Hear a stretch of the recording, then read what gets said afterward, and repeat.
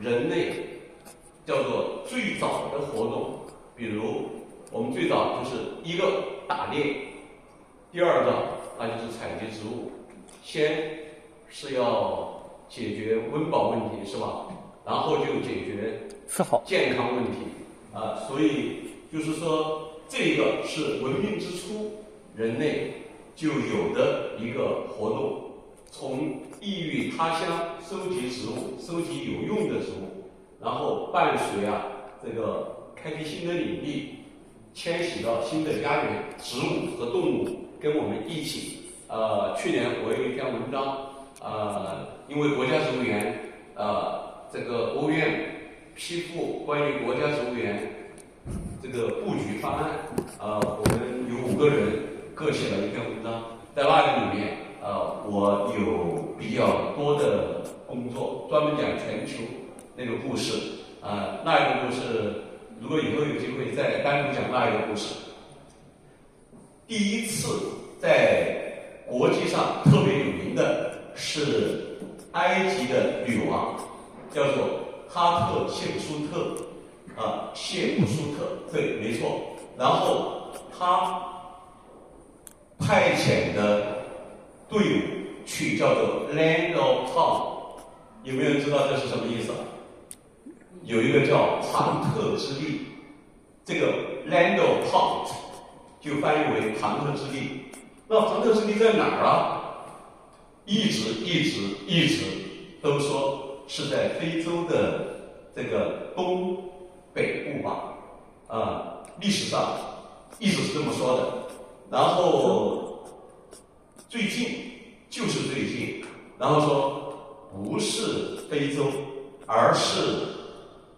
印度尼西亚的一个地方。原因是什么呢？他就把这个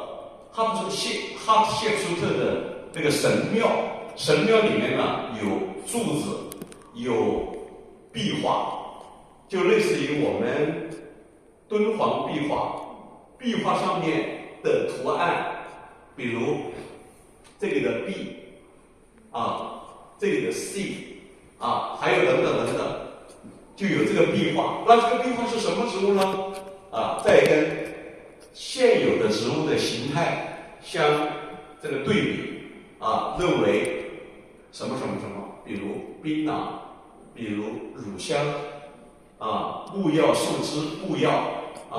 等等，樟树，还有安息香等等。那么最近的那个为什么又说到是在印尼那儿呢？就是说不只是乳香、木药，古埃及文明，我们知道有4大文明，对吧？4大文明，古埃及，还有哪几大？古埃及、古印度、古罗马，还有呢？还有一大文明是哪一大文明？埃及、印度、巴比伦，巴比伦正确，两河流域。其实刚才的都是说古希腊、古罗马、古埃及、古印度当中有一个中国文明，但唯有中国文明不说古中国文明，为什么？没有断代对，没有断代然后所谓的另外的几个古，都跟今天的，比如古希腊不是今天的希腊，古印度不是今天的印度然后两河流域那个文明其实这个故事就跟我们植物驯化栽培植物的起源是相关的。4大文明这个说法是什么时候的？什么时候产生的？什么时候提出4大文明的？20世纪初，是不是王国维？就是王国维提出来的。但是才4大文明吗？不止还有一个新大陆，比如今天的墨西哥那个文明就没有提出来。当中地理大发现的时候，航海时代的时候，把那个地方的印加文明干掉了，把那个地方的玛雅文明干掉了，不止4大文明，类似下面要讲到的，比如这个，等一会儿说啊，不把它说完了啊。所以除了刚才这个是公元前1493年，埃及女王，这是那一边的古埃及的，然后汉代丝绸之路，张骞出使西域，然后你看这里我有2个红色的，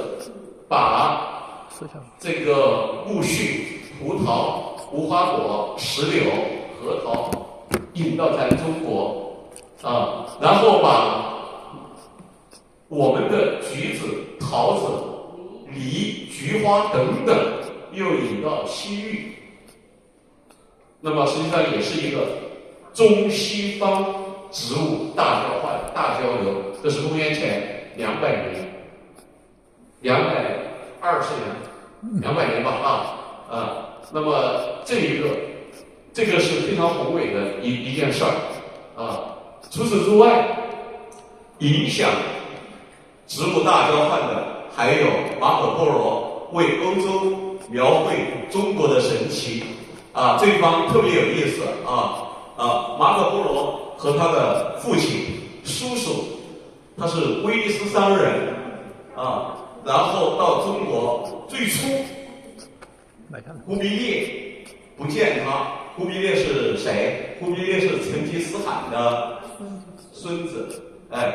然后这个图特别的好看然后他来中国，在中国生活16年，然后回去以后，那么不是他自己写的，是另外的人写的马可波罗游记把他所在中国见到的，注意看煤、火药、面条、邮差、纸币、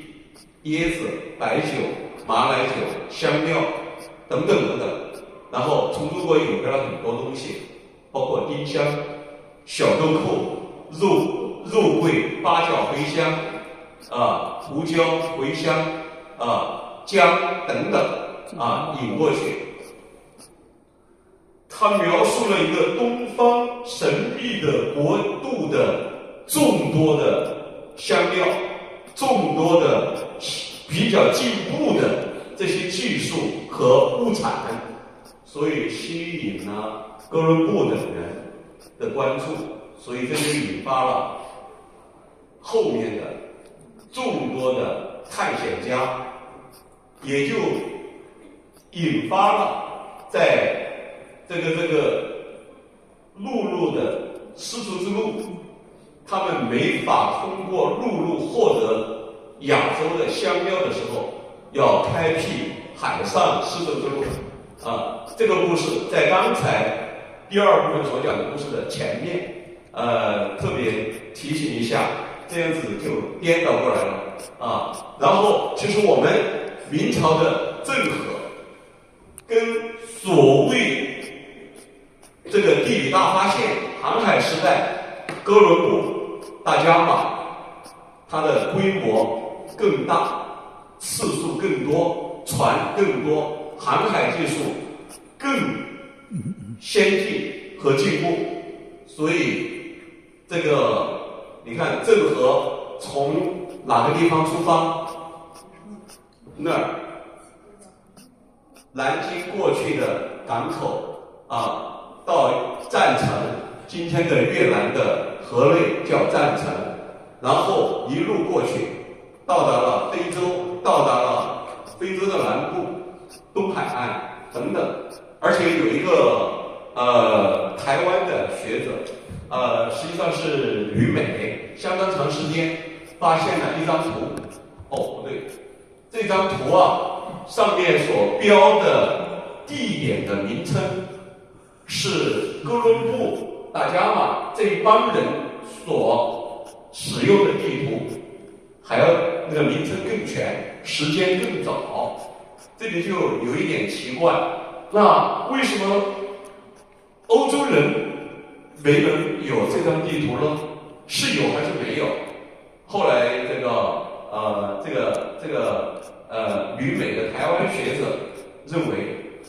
这张图实际上是这个郑和下西洋的时候，我们的华侨华人勘探出来的。这里引发一个问题：为什么郑和不叫地理大发现呢？而航海时代也没有算他了，他可比他们早多了。看见早了多少？将近100年呢，1405年，将近100年啊。那么为什么呢？这个没有侵略，也没有殖民啊，没有侵略，没有殖民。对，那个时候咱国家特富有，咱的如果按现在的 GDP 算，咱占世界1半不止啊。然后，所以我们是郑和实际上是送了金银珠宝，送了众多的东西，而没有索取啊。所以我们是和平使者，是吧？那么就由于对3类物品的需求，导致了航海时代的远征和探险，香料、药用植物和黄金。然后非常有意思的，比如中国是哪些香料植物，亚洲是哪些香料植物，后来引发了大家的关注，也包括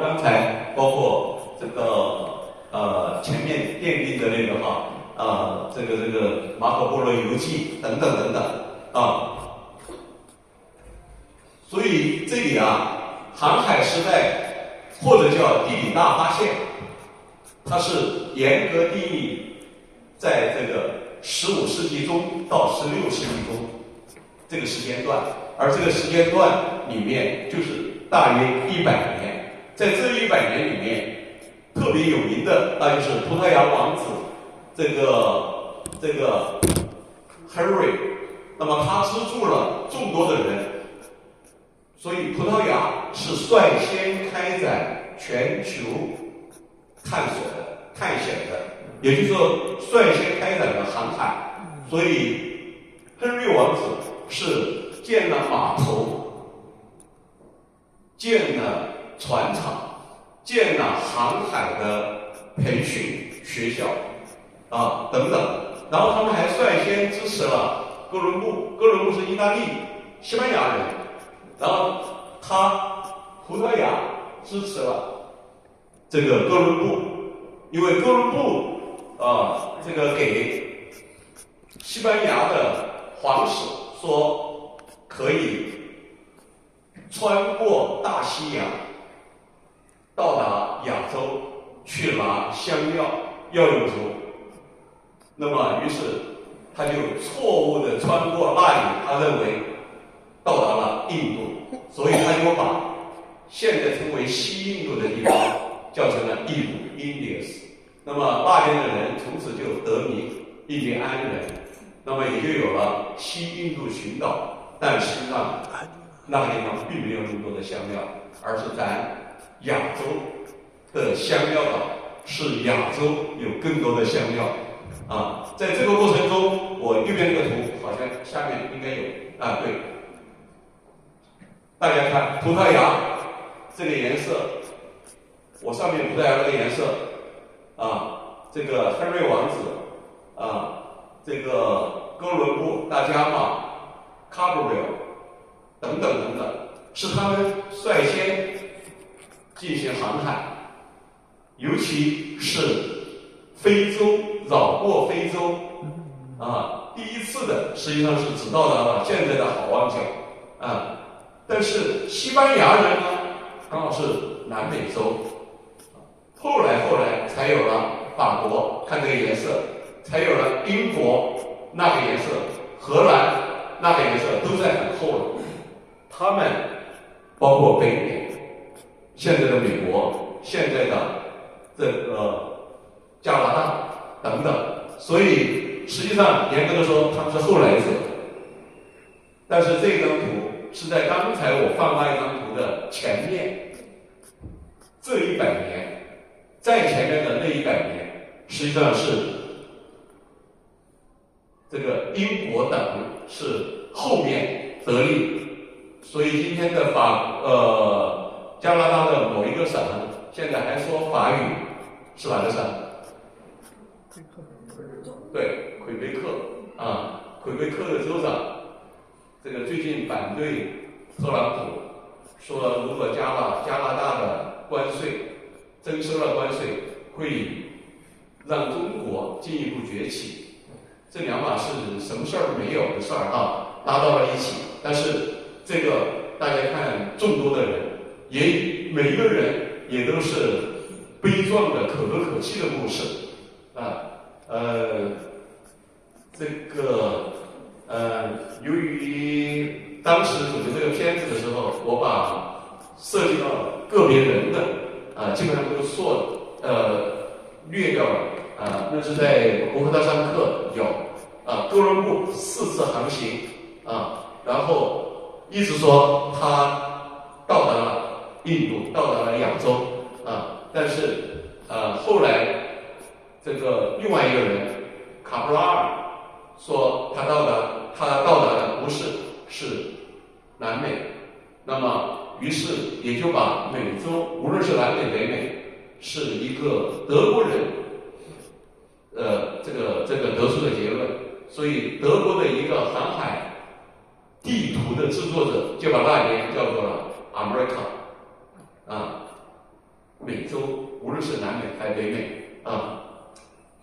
这个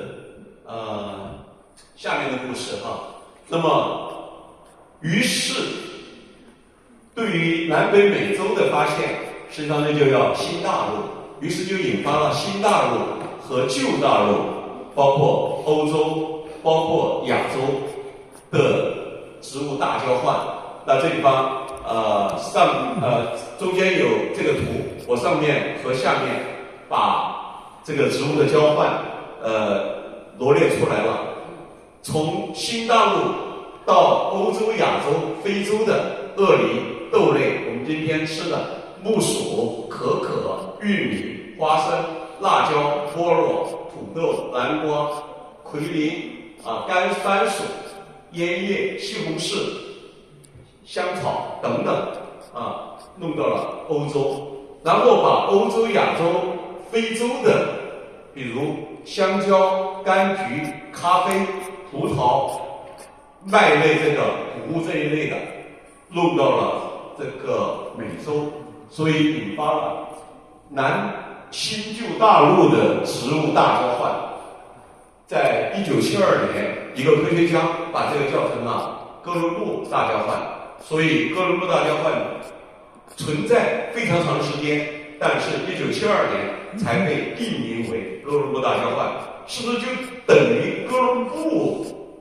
开展的交换呢？不是，是众多的探险家发现一个地方就殖民一个地方，然后进行的植物和众多的交流交换。那么交换的结果显然，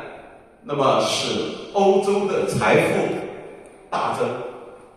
所以就有了欧洲获得前所未有的财富和资源积累。所以欧洲的航海改变了世界，而且尤其引发了奴隶贸易的三角。什么意思？把非洲人运到这个南北美洲，在南北美洲开辟种植园，比如甘蔗的种植园还有其他的种植园，然后种植园种植的这个植物作物再运到欧洲，让他们获得财富，就形成了这么样的一个贸易三角，促进了农业和奴隶殖民经济和全球的这个殖民然后我们中国是半殖民半封建社会那么这个地方也就促进了这里右边左边我罗列了，比如秋园形成了全球第一的植物标本收藏、活植物收藏，还有种子收藏等等等等。然后刚才讲到过，他们又把全球又要在全球收集种子，叫千年种子库伙伴关系，来进行下一轮的种子收集。这个已经引起这个动植物主管的政府部门，甚至国家安全的注意。所以实际上，其实我们每个人都要有一个信念。比如多年前有人要在植物园采土壤，给不给？不能给。采水一样，给不给？采空气的这个标本，装空气，然后进行研究，包括有无人机之后到植物园放无人机，能不能给？绝不能因为它可能就涉及我们的安全、国土安全。栽培植物全球化，那么也就推动了这个人类文明的发展。这个植物与人类文明的发展，无论是咱中华文明、华夏文明，还是其他世界的几个文明，其实都有特定的植物。那么也就是由于植物的全球化，推动了农业的发展，推动了这个文明和经济社会的进步。我们中国有2次粮食生产革命，一次出现在唐代末期，唐末5代，在公元1100年的时候，那个时候我们的现在的江南地区，这个江苏、浙江、安徽等等干旱，这个干旱，那么导致我们的水稻欠收，于是朝廷就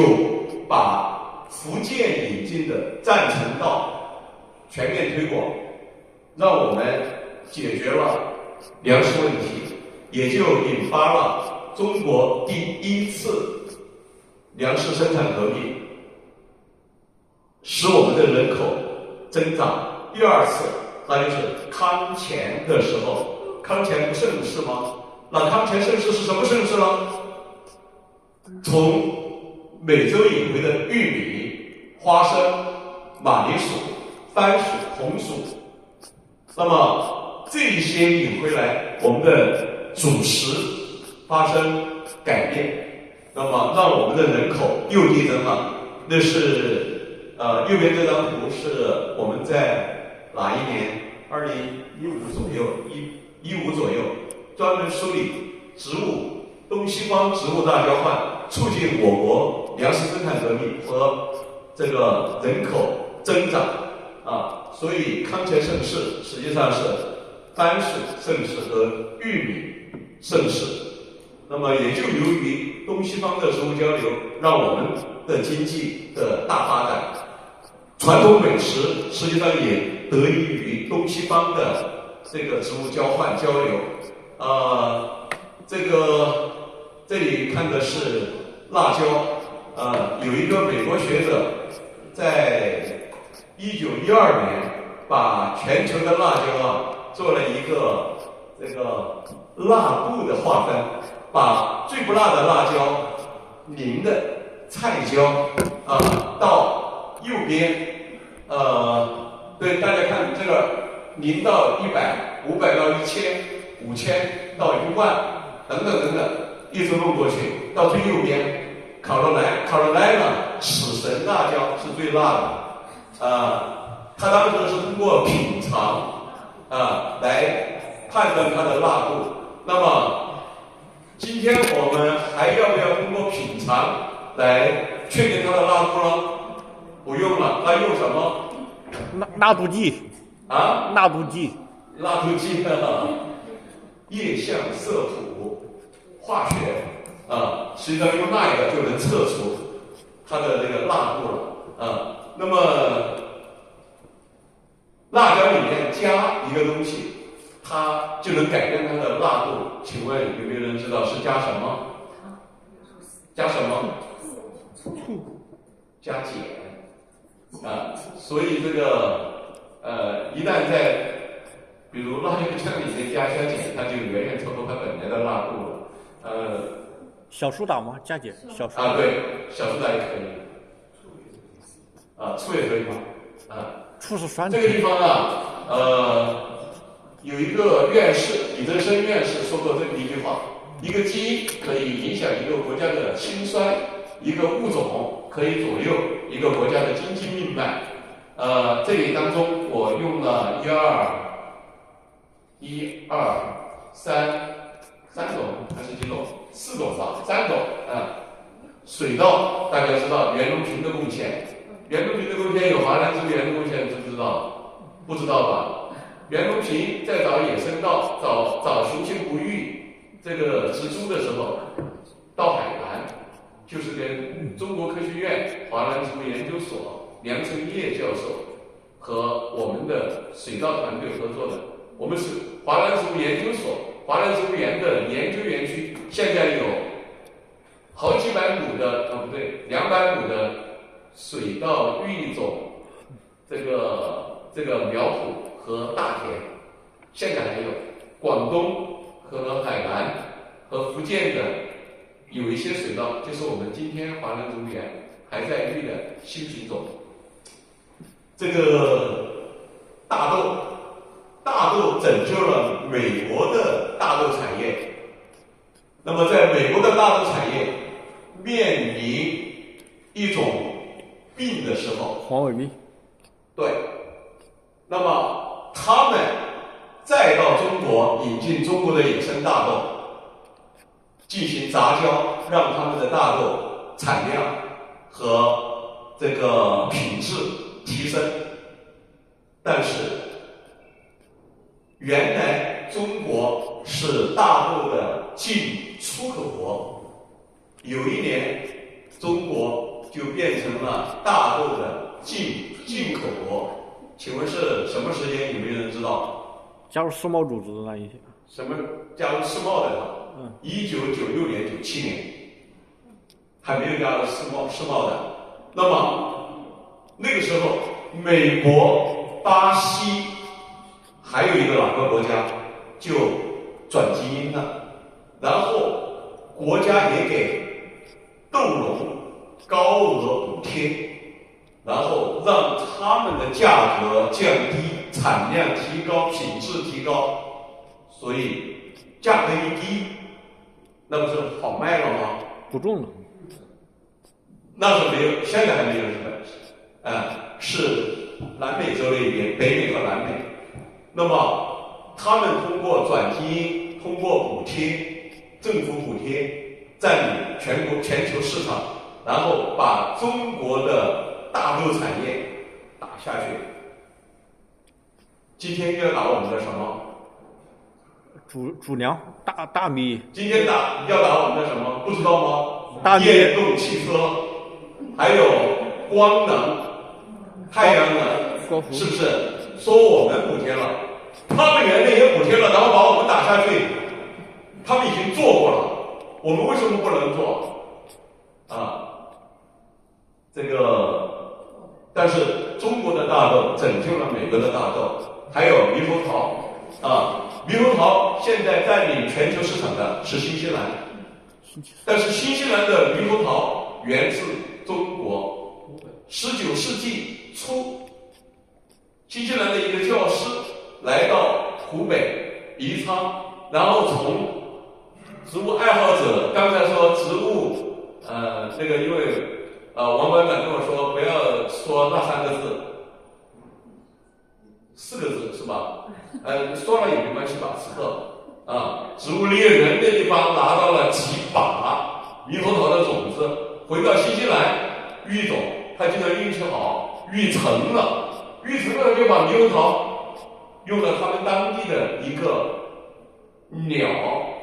叫做他们的国鸟的名字 kiwi。那么他们的国鸟叫 kiwi bird， 然后他们就把它叫成 kiwi fruit 奇异果于是占领全球市场非常有幸的是，我们的老所长，现在庐山植物园主任带着武汉植物园的团队重新育种，产生新品种，异军突起。目前这个秦岭那一边就是陕西的这个猕猴桃，四川那边的猕猴桃，这个贵州那边的猕猴桃，都是这个武汉植物园选育的新品种。然后他们还有一个黄色的金黄的，我这儿遗憾没把这个图放出来。把这个新品种投放到全球，种1公顷给武汉植物园多少钱然后促进我们中国的猕猴桃品种占领全球市场。占领了吗？还没有但是有势头了，需要大家共同努力，才能够扩大我们在全球的影响力这个结束语了假如没有植物，没有植物的全球化，将会是什么后果？本来有一张图的，我不知道那张图放上来没有？没放上来。有一张图把植物放在一个容器里，然后把它盖个盖子，让它不能呼吸，结果会是什么？植物就会死亡。一旦氧气降低的时候，一旦氧气到不了足够的浓度的时候，植物没法呼吸，它就会死亡。植物没法呼吸就不能产生氧气，没有氧气的时候，我们还在这个世界上吗？不会。地球生物正是由于39亿年前藻类的产生了氧气，让二氧化碳的浓度降低，才有了众多的生物的产生，才有了众多的生物能够生存和繁衍，才有了这个世界非常美丽的物种多样性。习近平总书记提出这个要守护好这颗蓝色星球，要加强生物多样性保护，所以我们要构建以国家公园为主体的自然保护地体系，同时启动北京、广州等国家植物园体系建设，保护植物多样性，保护我们这个星球。所以我们应该在习近平总书记的领导下，在党中央、国务院的领导下，保护环境共同构建地球生命共同体，让我们这个星球更美丽，然后让植物这个资源交流全球化，促进经济社会的发展。植物其实从来就不需要人类，它不是未必需要人类，它从来就不需要人类，但咱人类一刻也离不开植物，尤其是它制造的氧气和制造的众多的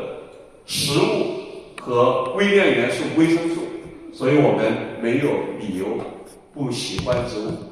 不崇尚植物，不去欣赏植物之美，不去欣赏植物学之美。我的报告就到这里，谢谢大家。欢迎大家到华为。